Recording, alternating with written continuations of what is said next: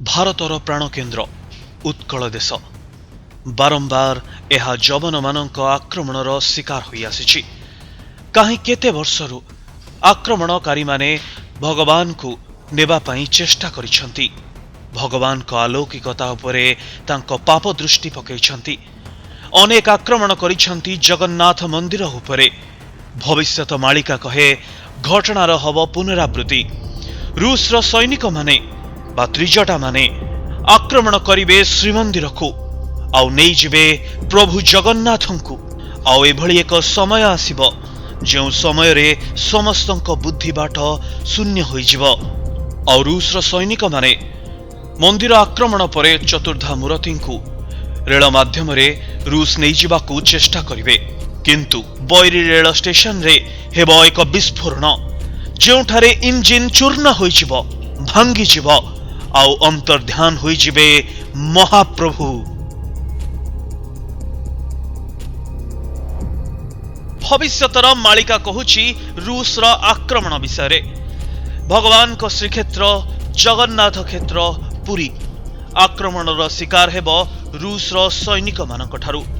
ଦେଖି ନିଅନ୍ତୁ ମାଳିକାର ଏଇ ପଦ ସବୁକୁ। ତ୍ରିଜଟାର ବଂଶ ମିଳି ଦାରୁକୁ ନେବେଟି ରେଳରେ ଭରି ଲୋ ଯାଇଫୁଲ, ସବୁ ବୁଦ୍ଧି ବାଟ ଯିବ ପାଶୋରି। ବୈରୀ ଷ୍ଟେସନେ ଜାଣ ସେଠାରେ ଇଞ୍ଜିନ ହୋଇବ ଚୂର୍ଣ୍ଣ, ଲୋ ଯାଇଫୁଲ ତହିଁ ପ୍ରଭୁ ହେବେ ଅନ୍ତର୍ଧ୍ୟାନ।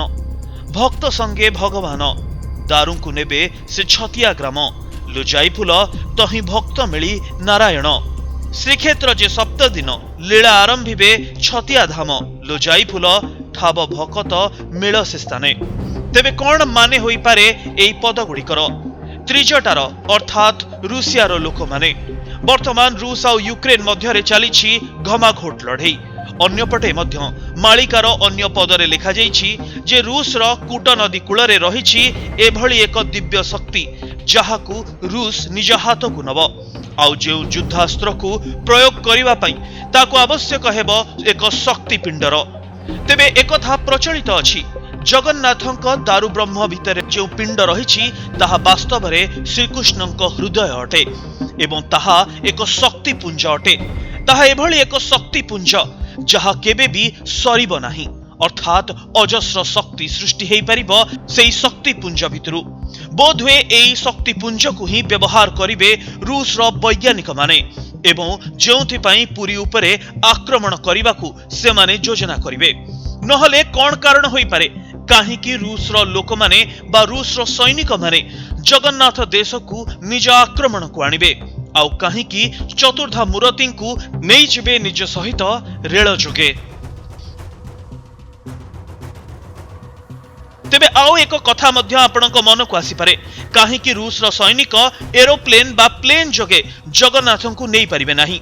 ତେବେ ଏଠାରେ କହିବାକୁ ଚାହିଁବୁ ଯେ ଜଗନ୍ନାଥଙ୍କ ଭିତରେ ଯେଉଁ ବ୍ରହ୍ମ ରହିଛି ଯଦି ତାହା ବାସ୍ତବରେ ଶ୍ରୀକୃଷ୍ଣଙ୍କ ହୃଦୟ ହୋଇଥାଏ ବା ଏହା ଏକ ଏମିତି ଶକ୍ତିପିଣ୍ଡ ହୋଇଥାଏ, ତେବେ ଯଦି କୌଣସି ଯନ୍ତ୍ରାଂଶରେ ବା ଯଦି କୌଣସି ବିମାନରେ ଏହାକୁ ନେବାକୁ ଚେଷ୍ଟା କରାଯାଏ ତେବେ ସେଠାରେ ଏଭଳି ଏକ ଶକ୍ତିର କୁଣ୍ଡଳିନୀ ଜାଗ୍ରତ ହେବ ଯାହାକି ପ୍ଲେନକୁ ଅଧା ବାଟରେ ହିଁ ବିସ୍ଫୋରଣ କରିଦେବ।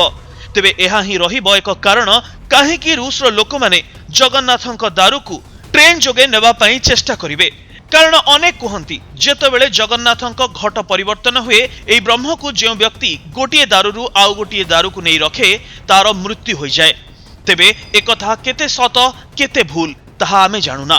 ଯଦି କୌଣସି ଏକ ଶକ୍ତିପୁଞ୍ଜକୁ ଉଚ୍ଚ ସ୍ଥାନକୁ ବା ହାଇ ଅଲ୍ଟିଟ୍ୟୁଡକୁ ନିଆଯାଏ ତେବେ ଏଥିମଧ୍ୟରୁ ଅନେକ ବିକିରଣ ମଧ୍ୟ ହୁଏ।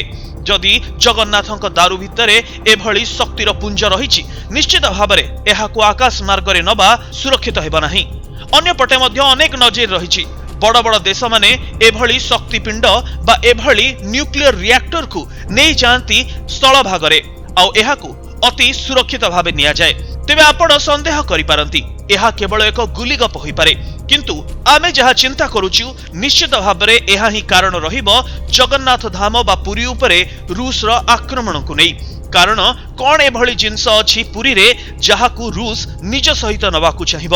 ତେବେ ଅନ୍ୟପଟେ ଭବିଷ୍ୟତ ମାଳିକା ପୁରାଣର ଏହି ଦୁଇଟି ଲାଇନକୁ ବି ଦେଖନ୍ତୁ ଯେଉଁଠାରେ ସେହି ସମାନ କଥା ଲେଖାଯାଇଛି 11 ଅକ୍ଷରୀରେ। ବୈରୀ ଷ୍ଟେସନରେ ଇଞ୍ଜିନ ଚୂର୍ଣ୍ଣ ହେବ, ଛତିଆକୁ ଯିବେ ଦାରୁ ବ୍ରହ୍ମ। ରୁଷିଆ ତ୍ରିଜଟା ମୁକତ ହେବ, ଯୁଗ ଯୁଗକୁ କଥା ରହିବ ଏବଂ ଏଭଳି ଏଠାରେ କଣ ହେବ ଯେଉଁଠାରେ ରୁଷିଆ ତ୍ରିଜଟାରୁ ମୁକ୍ତ ହେବ। ଅନ୍ୟପଟେ ମଧ୍ୟ ଏହି ମାଳିକାରେ ଲେଖାଯାଇଛି ଯେ ମହାଭାରତ ସମୟର ଅନେକ ଯୋଦ୍ଧା ଜନ୍ମ ନେଇ ସାରିଛନ୍ତି ପୃଥିବୀ ପୃଷ୍ଠରେ, ଆଉ ଯେଉଁମାନେ ଅନ୍ୟ ଅନ୍ୟ ରୂପରେ ଅନ୍ୟ ଅନ୍ୟ ଦେଶରେ ରହିଛନ୍ତି। ତେବେ ଯେଉଁ ମହାଶସ୍ତ୍ର କଥା କୁହାଯାଉଛି, ତେବେ ସେହି ମହାଶସ୍ତ୍ରକୁ ଜାଗ୍ରତ କରିବା ପାଇଁ ଜଗନ୍ନାଥଙ୍କ ମଧ୍ୟରେ ଥିବା ସେହି ବ୍ରହ୍ମକୁ ପ୍ରୟୋଗ କରାଯିବ କି? ଆଉ ହଁ, ଏକଥା ମଧ୍ୟ ଲେଖାଯାଇଛି ଯେ ଏହି କାର୍ଯ୍ୟକ୍ରମରେ ରୁଷ କେବେ ବି ସଫଳ ହେବ ନାହିଁ। ବୈରୀ ଷ୍ଟେସନରେ ଏଭଳି ଏକ ଘଟଣା ହେବ ଏବଂ ଯେଉଁଠାରେ ଇଞ୍ଜିନ ସମ୍ପୂର୍ଣ୍ଣ ଭାବେ ଚୂର୍ଣ୍ଣ ହୋଇଯିବ, ଅର୍ଥାତ୍ ଏକ ବିସ୍ଫୋରଣ ହେବ, ଆଉ ସେଠାରୁ ପ୍ରଭୁ ଅନ୍ତର୍ଧ୍ୟାନ ହୋଇଯିବେ। एकथा मध्य मालिकार अन्य भागरे लेखा जाइछि बा जो एपिसोड आमे पूर्वरु करिथिलु सेथरे भी कहिथिलु जे पांडव माने मध्य जन्म ग्रहण करि सारिछंती। अश्वत्थामा एकलव्य आउ ता सहित अभिमन्यु भी जन्म ग्रहण करि सारिछंती। तबे निश्चित भावे किछि एभଳି एक शक्ति रहिबो जे कि रूस को बा जो महाशक्ति रहिबो तांकु विरोध करिबा पई चेष्टा करिबो आउ जो माने कि जगन्नाथंकु से रेल स्टेशन भितरु नेई आसीबे आउ एहा परे दारू को छतिया मंदिर को नहीं जिबे और भक्त माने भगवान को सेई ठारे ही पूजा करिवे। भगवान दर्शन देबे सेई ठारे आउ सेई छतिया धाम रे 7 दिन पर्यंत प्रभुंक लीला हेबो आउ छतिया श्रीक्षेत्र पालटि जिवो। तबे केते सत आउ केते मिछ मालिकार एई वचन, किंतु एक कथा सत जे भगवान को मध्यरे थिबा सेई ब्रह्मर रहस्य एबे भी एक बड़ रहस्य आउ मालिकार अनेक कथा जे सत होईछि सेथिरे भी कोनोसी संदेह नाही। तेबे कौन भविष्यत रे सत हेबो कि एही मालिका वचन?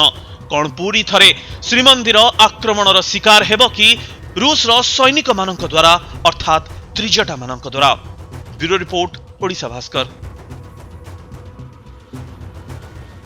Vaijaram IAS Academy is here for you, exclusively for civil services examinations for both IAS and OAS. Build your career under the guidance of Delhi's best faculty. Join today and be unbeatable. Vaijaram IAS Academy, Acharya Vihar, Bhubaneswar.